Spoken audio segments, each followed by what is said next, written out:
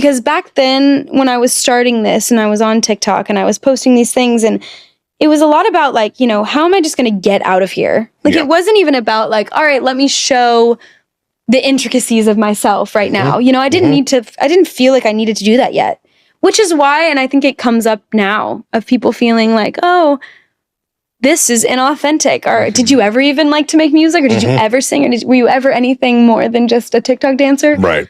Was because I was just like, I'm going to make it out of here first. So you were following the winds. Whatever was trending. Instead of following your own. Yeah, which was kind of like a sacrifice that had to be made. You know?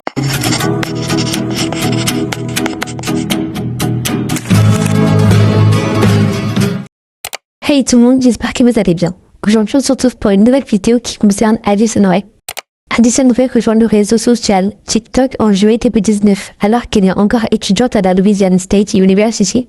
À cette époque, elle mène une vie assez classique, partagée entre ses études et sa passion pour la danse. Grâce à ses vidéos dynamiques et son sens du rythme, elle commence rapidement à attirer l'attention. En moins d'un an, elle atteint le million d'abonnés, un succès fulgurant qui la pousse à prendre une décision radicale, arrêter ses études pour se consacrer pleinement à sa carrière et déménager à Los Angeles. Une fois installée, elle rejoint la Hype House, une maison emblématique où plusieurs TikTokers connus, tels que Shai D'Amelio, Alex Warren et Heidi, se retrouvent pour créer du contenu ensemble et amplifier leur visibilité.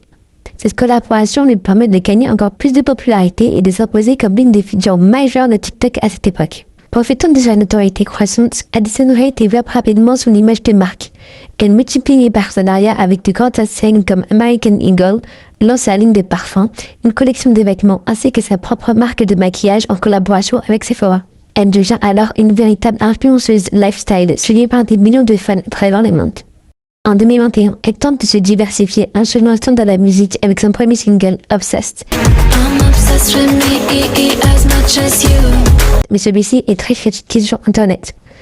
Beaucoup remettent en question sa légitimité en tant qu'artiste. La même année, elle décroche le premier rôle dans le film Netflix Il est trop bien, un remake de Elle est trop bien aux côtés de Daniel Buchanan. Malgré l'attente autour du projet, le film ne convainc ni la critique, ni le public. Le scénario est jugé plat et le jeu d'acteur peu convaincant, en particulier celui d'Addison, ce qui entraîne une vague importante de critiques à son encontre. À cette période, elle est perçue par beaucoup comme l'incarnation de l'ère TikTok, une influenceuse cherchant à s'imposer dans plusieurs domaines sans réelle crédibilité artistique. Cette image lui colle à la peau et Addison Rae devient une cible fréquente de moqueries sur les réseaux sociaux. Face à cette pression et à cette réception négative, elle choisit de se faire plus discrète. À partir de 2021, Addison Rae disparaît progressivement des radars et se montre beaucoup moins présente en ligne. On continue cependant de la percevoir à travers des photos de paparazzi ou lors d'événements prestigieux comme le Met Gala, où elle commence à se transformer son image. Elle adopte alors un style plus travaillé, plus sérieux et semble prendre ses distances avec l'image d'influenceuse qu'elle incarnait auparavant. Elle fait finalement son retour en 2023 avec une direction artistique totalement différente. Elle danse plus sur TikTok comme avant, mais propose un univers visuel plus réfléchi. Elle poste des photos inspirées des années TBG's prises avec un iPhone 5 ainsi que des vidéos au style vintage filmées au caméscope. Ce changement intrigue et attire l'attention en marquant le début d'un repositionnement plus artistique.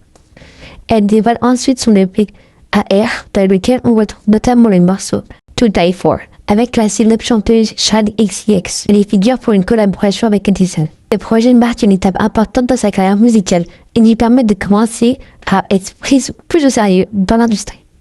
À la suite de cela, Addison Rae va se retrouver sur le remix de Bandage de Shad XCX en mars 2024, où son clip était très rapidement viral sur les réseaux sociaux. Ce moment devient culte auprès des fans et contribue à renforcer sa crédibilité dans la scène pop alternative. Quelques mois après, elle monte sur scène lors de sa tournée Sweet Tour aux côtés de Charlie XCX et Troye Sivan en tant qu'invité à Madison Square Garden, une performance marquante qui symbolise son évolution. Plus tard, durant l'année 2024, Addison sort son single Diet Pepsi.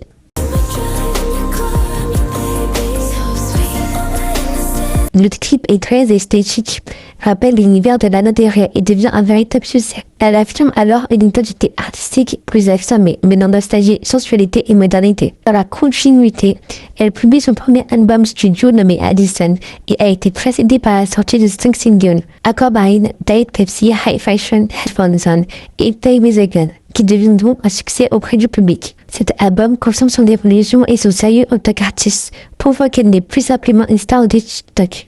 Par la suite, elle est choisie comme première partie de Lana Del Rey lors de ses concerts à Wembley où elle interprète Diet Pepsi ensemble, un moment fort qui marque une forme de reconnaissance.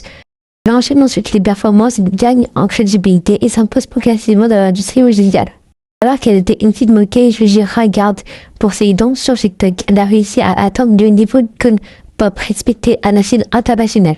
Elle part retourner construire un univers artistique solide et se produit même à Coachella 2026, une consécration pour beaucoup d'artistes.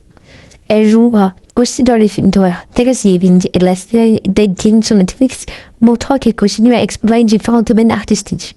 J'ai toujours aimé Addison et je fais partie de ces rares personnes qui ne l'ont jamais critiquée. J'ai suivi son évolution depuis le début et je suis très fière d'elle pour ne jamais avoir abandonné, malgré les critiques et les obstacles. En tout cas, j'espère que vous avez aimé la vidéo. N'hésitez pas à donner votre avis en commentaire. On se retrouve dimanche prochain pour une nouvelle vidéo. Gros bisous!